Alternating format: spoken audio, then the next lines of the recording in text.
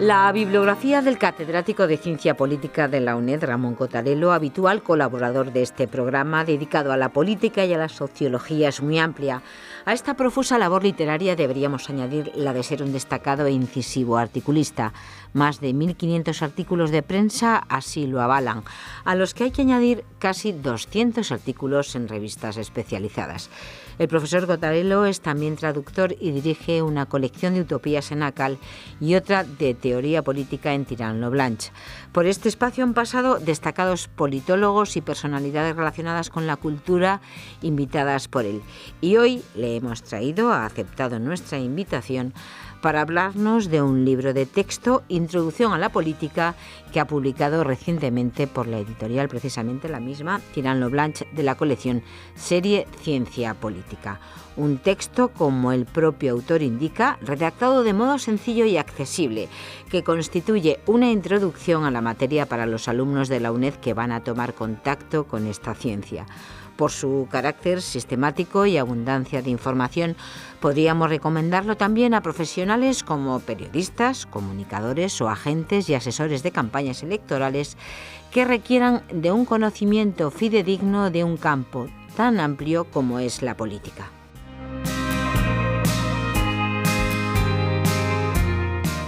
Sí, ciertamente este texto lleva este título, por lo demás bastante pretencioso, de Introducción a la Política, nada menos que Introducción a la Política, y pretende ser, espero haberlo conseguido, un libro accesible, de lectura ágil y amena, sin merma, como es lógico, del rigor exigible a este tipo de empresas, que han de servir de introducción para estudios superiores en la carrera de ciencias políticas.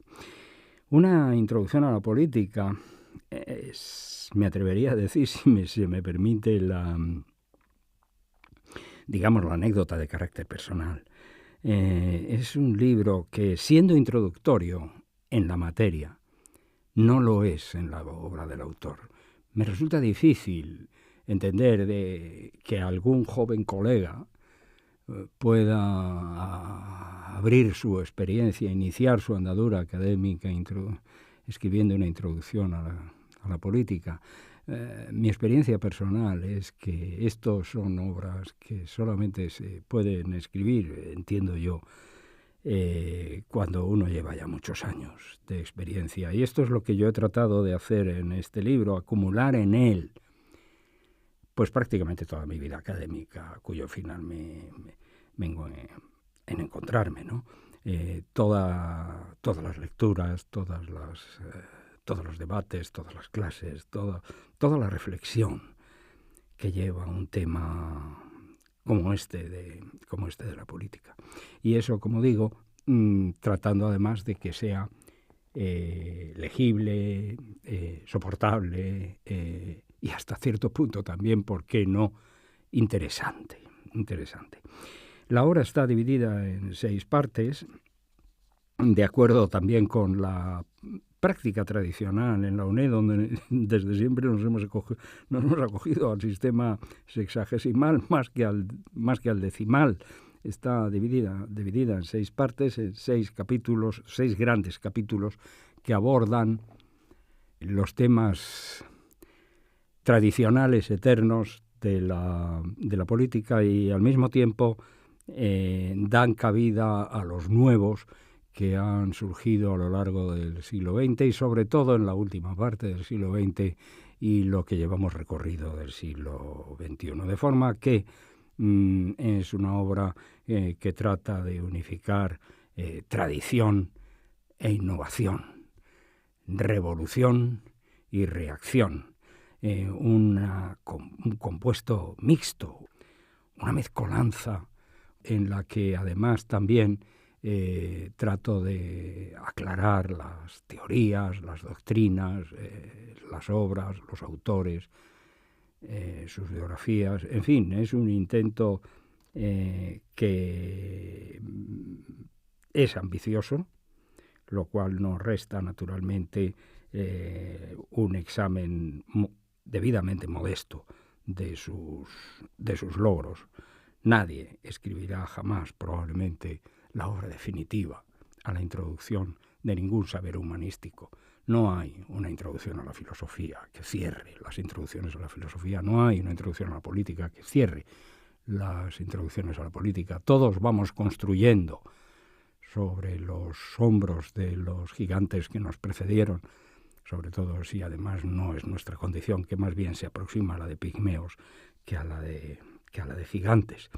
Todos vamos contribuyendo en la medida de nuestras fuerzas a este portentoso edificio que es el saber humano, que además está interconectado.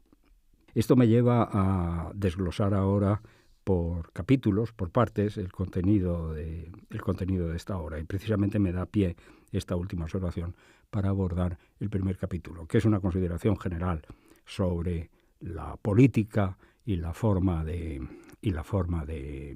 abordarla, la forma de abordar su estudio científico. De las muchas definiciones, basta con acudir al diccionario de la Real Academia Española, que por cierto la cambia cada cierto tiempo porque no se encuentra muy a gusto con ella, todas las definiciones de política que se puedan encontrar. Como suele pasar siempre, la más eficaz es normalmente la más simple, la más elemental. Hay un prejuicio muy habitual con respecto a la política como quehacer práctico y teórico, puesto que tiene, claro, las dos vertientes, como lo hay por lo demás respecto a prácticamente todos los demás saberes humanísticos. Hay prejuicios con respecto a la filosofía. ¿Quién no ha oído decir que los filósofos son, pues, en la quinta esencia de aquel famoso que por mirar las estrellas no se dio cuenta de que se metía en un charco?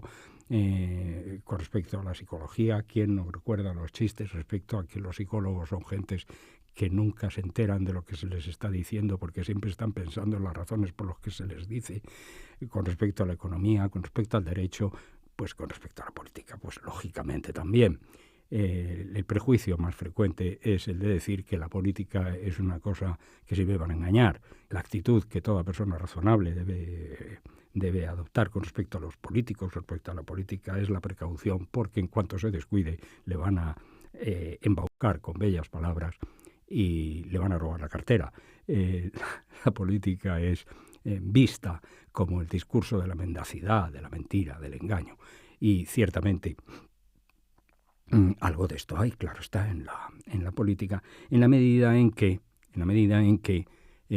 nos atengamos a lo que decía al principio, su definición más elemental, más práctica, que suele ser la más sencilla, que suele ser la más clara. No es así. La política es el arte o la ciencia de convivir en una sociedad en conflicto. Una sociedad en conflicto quiere decir una sociedad en la que los miembros que en ella participamos tenemos intereses enfrentados. Y pues lógicamente los hacemos valer y nos encontramos pues efectivamente en una situación de conflicto. La política es conflicto. Un conflicto requiere cuando menos dos partes, puede tener más, pero desde luego dos. Amigo, enemigo, es la definición de política dada por uno de los más ilustres teóricos de la materia, que es el alemán Carl Schmitt. La política es un enfrentamiento entre amigos y enemigos, es un conflicto. Y todo conflicto tiene una forma paroxística que todo el mundo conoce, la guerra. El conflicto llevado a sus últimas consecuencias, llevado a sus consecuencias cruentas, es la guerra. Y la política tiene mucho de guerra. Es muy conocida la apreciación del gran general y notable teórico de la estrategia militar, Karl von Clausewitz, que sostenía en su arte de la guerra, sostenía que la política es la continuación de la guerra por otros medios. Mucho menos conocida que esta y mucho menos citada que esta es la glosa que haría años después el filósofo francés Michel Foucault, que en su obra póstuma Hay que defender la sociedad derivó la conclusión clausewitziana a su inverso. Es decir, Clausewitz dice que la política es la continuación de la guerra por otros medios, y yo digo Clausewitz dice que la guerra es la continuación de la política por otros medios, y yo digo que la política es la continuación de la guerra por otros medios, de forma que se cierra el círculo. Efectivamente, la política tiene mucho que ver con la guerra, y de hecho los tratados fundamentales del arte de la guerra, empezando por el muy venerable de Sun Tzu en el siglo V a.C., que se estudia, por cierto, hoy en muchas academias militares, en todas las academias militares, en las escuelas de negocios, en las facultades económicas y, por supuesto, también en las de políticas, las conclusiones de ese fascinante libro son perfectamente válidas para el ámbito de la política. Lo único que tenemos que hacer es reducir un poco el impacto de sus acciones y sus reacciones. Es de esperar que la política no lleve al derramamiento de sangre, pero no es, obviamente, cualquiera que tenga ojos en la cara y vea las noticias, no es descartable. No es descartable que la política, que entiende de conflictos, lleve estos o tenga que contemporizar con el hecho de que estos acaben en situaciones de violencia y de derramamiento de sangre, que ya pertenecen más al ámbito de la guerra. La frontera entre la guerra y la política es una frontera osmótica, se atraviesa continuamente. En un conflicto, las dos partes enfrentadas tienen una relación que nos gusta calificar con el término que es el término decisivo, fundamental, el concepto básico en torno al cual gira la ciencia política, que es el concepto de poder, el poder. De nuevo nos encontramos con un término que muchos manuales dicen que es un término escurridizo, difícil de precisar, sobre el que no hay definiciones, etcétera, etcétera. Sin embargo, está bastante claro que volvemos, igual que a la política, decíamos antes, es el arte de la convivencia en una sociedad conflictiva, una sociedad de intereses enfrentados, como todas las sociedades humanas. Al poder le pasa lo mismo. Si nos dejamos de definiciones alambicadas y vamos al castellano paladino, en el que cada cual se entiende con su vecino, la definición aparece resplandeciente y sin ninguna duda y con un acuerdo universal. El poder es aquella circunstancia en que alguien consigue que los demás hagan lo que él quiere o consigue que los demás no hagan lo que él no quiere. Eso es el poder. Es decir, difícil de definir porque no es una sustancia, no es una materia, es una relación, es una relación intersubjetiva entre quien manda y quien obedece. Y esa es la política, el estudio de las relaciones del poder, de las relaciones de mando y las relaciones de obediencia. Nada interesa más al politólogo que la autoridad con la que se ejerce el poder y el resultado que éste obtiene, que puede ser, claro está, la obediencia o la desobediencia, puesto que en estas relaciones nada está escrito por antonomasia o por definición o de entrada, por la misma razón por la que también podemos después, y de esto es de lo que trata nuestra disciplina, y bastantes quebraderos de cabeza nos produce, igual que podemos después analizar con mayor detalle y decir muy bien, poder es eso, efectivamente la capacidad que tiene alguien para conseguir que los demás hagan lo que él quiere o dejen de hacer lo que él no quiere. Pero a su vez el poder se puede ejercer de muchas maneras, con autoridad o sin autoridad. Puede ser legítimo, puede ser ilegítimo, puede ser un poder personal o puede ser un poder colectivo. Puede justificarse a través de las relaciones supuestas con la divinidad o venir apoyado a la tradición. En fin, nuestra disciplina consiste en esto. Pero eso es básicamente la política. La política es un saber sobre conflictos que se ejercen en el territorio del poder.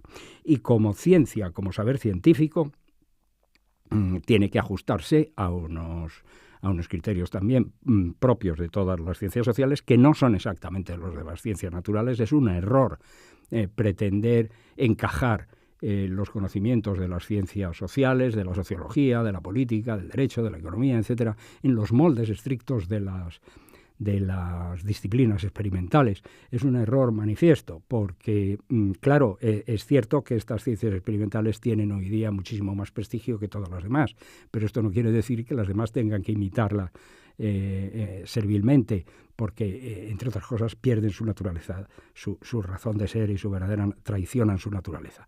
Hay una distinción esencial entre las ciencias experimentales, las ciencias naturales y las ciencias sociales, esencial, radical, que las hace merecedoras de tratamientos distintos. Esa distinción es la que hay, la relación que existe entre el objeto y el sujeto. Para los científicos naturales, experimentales, el sujeto, esto es, el científico, es radical y ontológicamente distinto del objeto que estudia.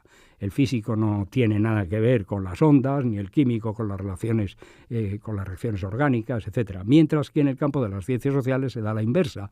El sujeto que observa, el científico, es de la misma naturaleza que el objeto observado. El politólogo está inmerso en una situación de política donde él también, como ciudadano, opina. Es muy de desear que todo politólogo que habla, lo primero que diga, antes de nada, es él personalmente a qué es lo que vota y en qué se orienta, para no despistar. Pero le pasa lo mismo al sociólogo, le pasa lo mismo al psicólogo, le pasa lo mismo al jurista, le pasa lo mismo al economista.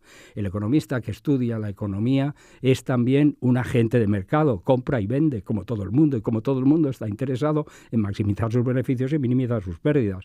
Claro, entonces esa distinción, las ciencias naturales y las ciencias sociales, hacen que la metodología de las ciencias sociales no pueda ser idéntica a la de las ciencias naturales y, por lo tanto, todo intento de ajustarla y ahurmarla a las ciencias naturales estará condenado al fracaso. Lo cual no quiere decir, lógicamente, que las ciencias sociales no deban tener una metodología. Claro, deben tenerla. ¿Por qué? Porque la ciencia es método. Y todo lo que no esté dentro del método, pues es otro tipo de conocimiento, sin duda muy científico, muy respetable, el conocimiento poético, conocimiento intuitivo, etcétera, pero no es un conocimiento científico porque no está sujeto a método que sea contrastable y verificable por otras gentes, por otro auditorio. En ese sentido, la política, que tiene ese objeto que hemos dicho antes, el conflicto, y dentro del conflicto el ejercicio del poder, la política se vale de otras disciplinas y forma una especie de disciplina de segundo orden o más compleja, puesto que se base de todas las demás que tienen un interés en relaciones específicas dentro de la sociedad. Se vale del derecho. No es reducible al derecho, pero se vale del derecho. El derecho es un elemento esencial de la ciencia política, como lo es la historia. Un politólogo que desconozca la evolución histórica del sistema que explica, pues no explicará nada. Y se vale de la psicología. La psicología política es tan importante para el entendimiento del comportamiento de los actores políticos como cualquier otra cosa. Se vale de la economía. Hoy día prácticamente todos los discursos políticos tienen una parte importante de elemento económico que el politólogo no puede desconocer. Del conocimiento acumulado, igual que la sociología, del conocimiento acumulado de todas estas disciplinas surge un saber complejo, polifacético, que es el saber político. Esto es el del ciudadano en la polis, tal como lo había definido Aristóteles ya en su texto clásico que nos ha servido siempre de manual durante 25 siglos. Eso es la política en cuanto a introducción. El segundo capítulo habla de las formas políticas.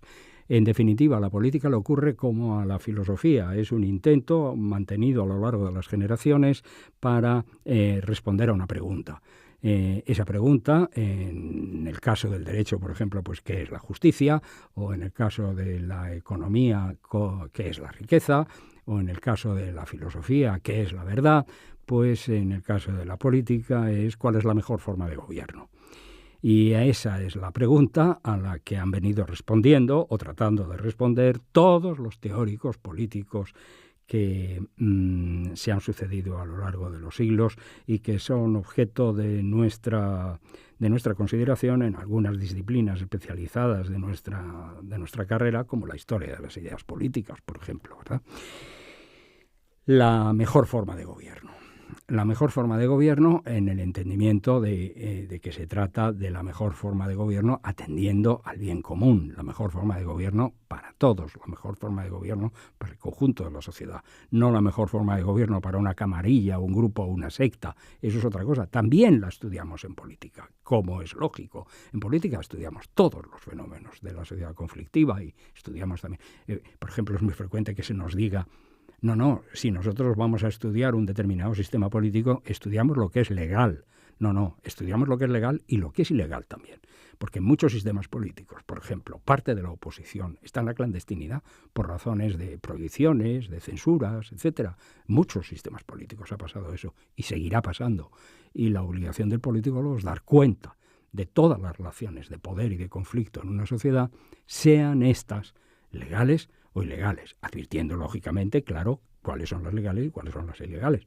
Pero dando cuenta de los estudios sobre terrorismo, por ejemplo, serían imposibles si nosotros no admitiéramos que tenemos que, como objeto, tenemos que estudiar tanto la vertiente legal como la vertiente ilegal. Por lo tanto, las formas de gobierno hacen referencia a todo este panorama tan complejo.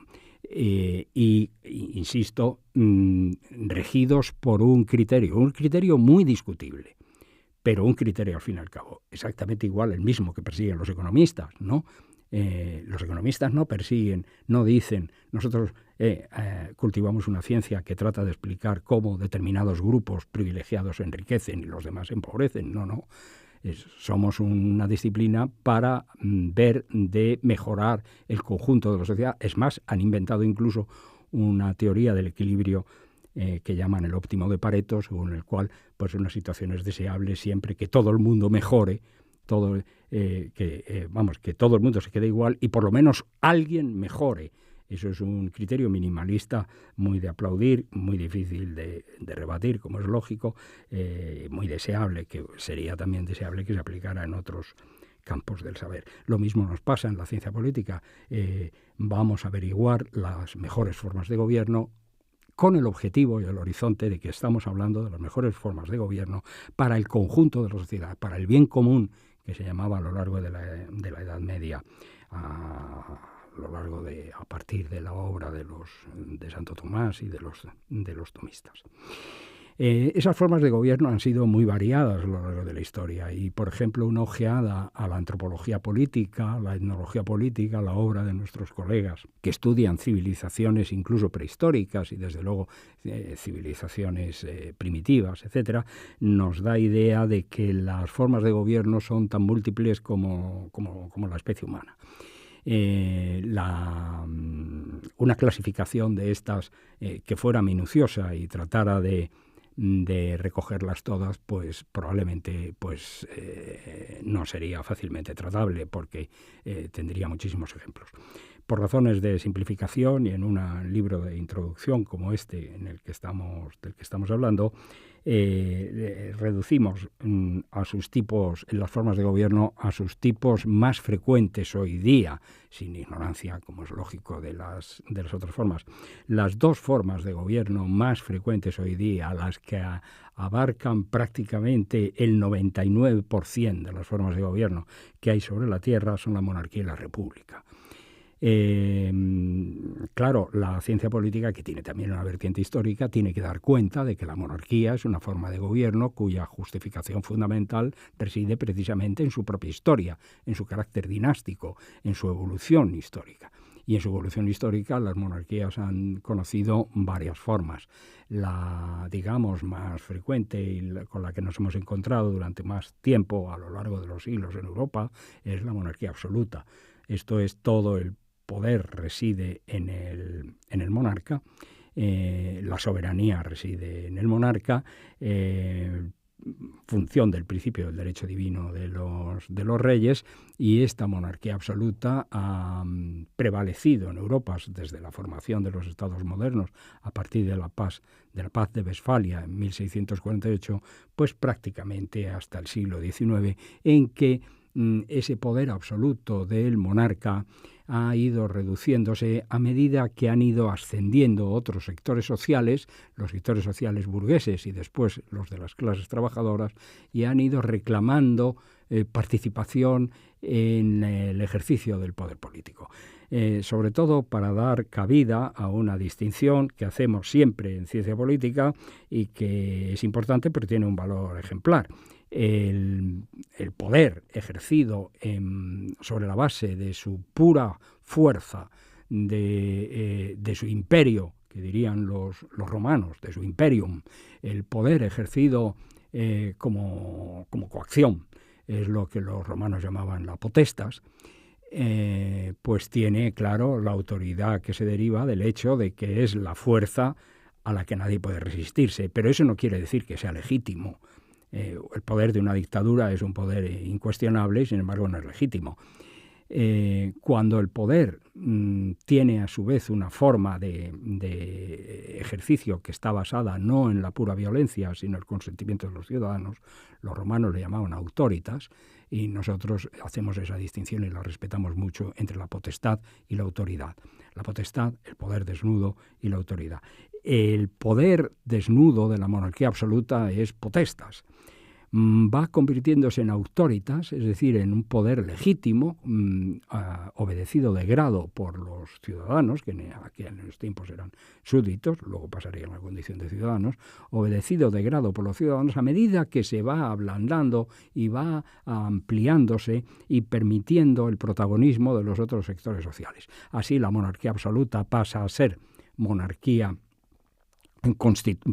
constitucional, en el sentido de que admite la existencia de una constitución que consagra los derechos de los súbditos y por lo tanto divide la soberanía entre la soberanía que corresponde al monarca y la soberanía que corresponde al pueblo a través de sus órganos de representación, las cámaras representativas.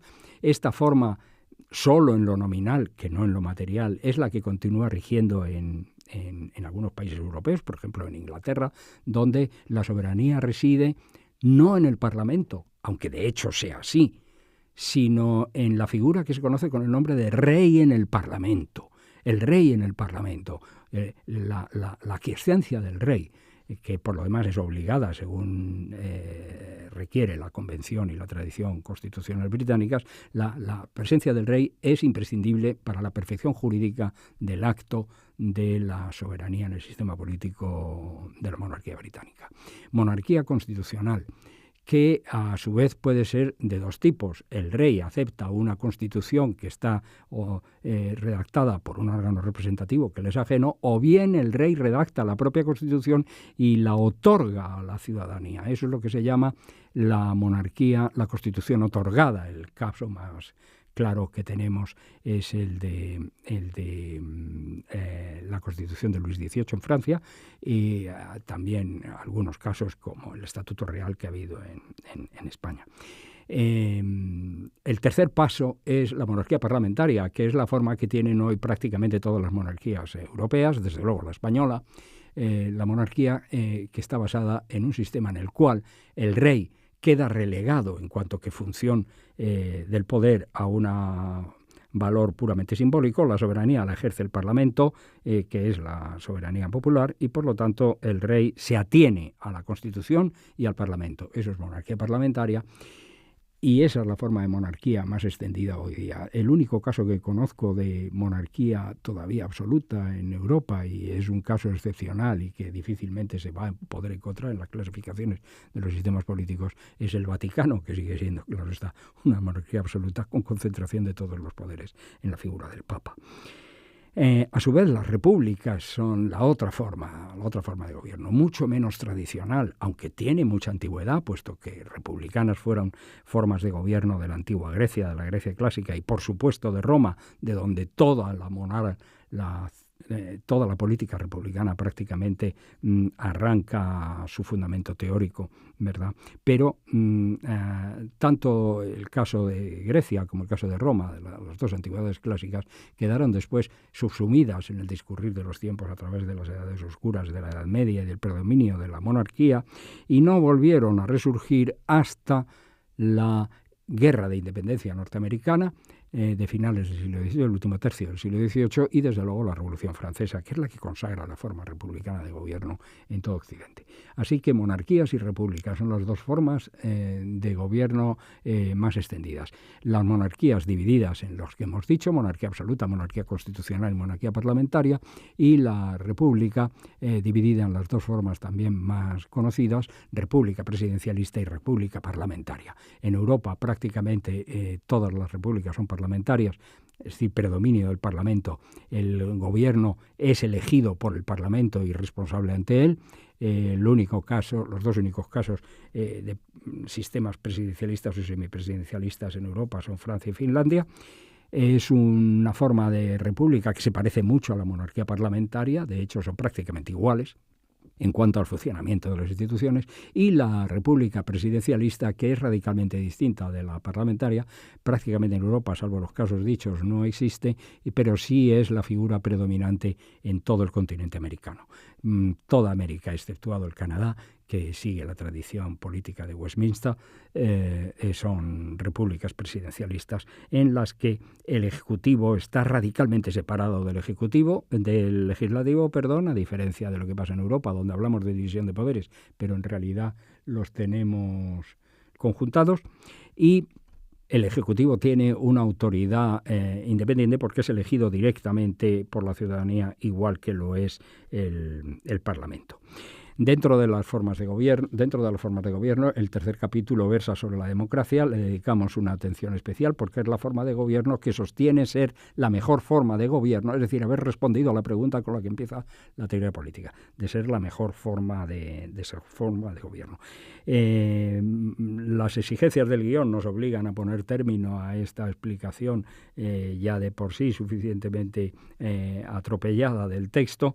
Dejamos para una segunda intervención los tres últimos temas de la introducción a la política, que son el capítulo de las ideologías, el capítulo de comunicación, el capítulo de globalización y comparativismo en el terreno de la política contemporánea, y esperamos que estas explicaciones necesariamente atropelladas hayan servido para suscitar el interés de los alumnos y hacerles ver que la matriculación en la Facultad de Ciencias Políticas y Sociología, versión Ciencia Política, puede ser un reto intelectual y un empeño tan prometedor como cualquier otro, si no más. Muchas gracias.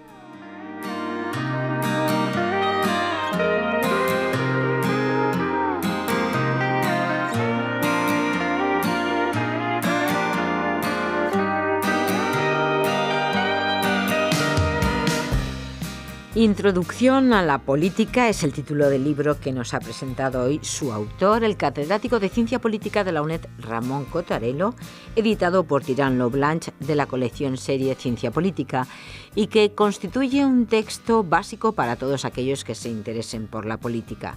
La ciencia de convivir en una sociedad en conflicto, una sociedad en la que los miembros que en ella participamos tenemos intereses enfrentados según definición de Cottarello, y una actividad, querámoslo o no, que impregna nuestras vidas.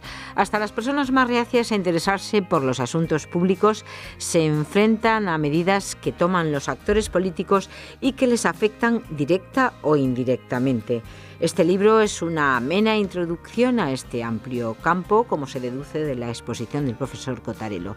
Presenta una visión completa, equilibrada y actualizada del fenómeno político. Ha considerado los aspectos esenciales de la organización y dinámica políticas, explicando sus orígenes y evolución histórica y haciendo las oportunas referencias a la realidad contemporánea, singularmente la española.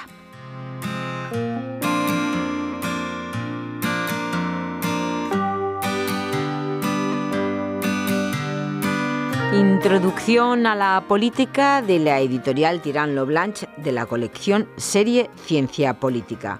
Un libro que os recomendamos aunque no seáis alumnos de la UNED, ya que puede ayudar en esta materia a perfiles profesionales como periodistas, comunicadores o agentes y asesores de campañas electorales que requieren profundizar en un campo tan amplio como es la política.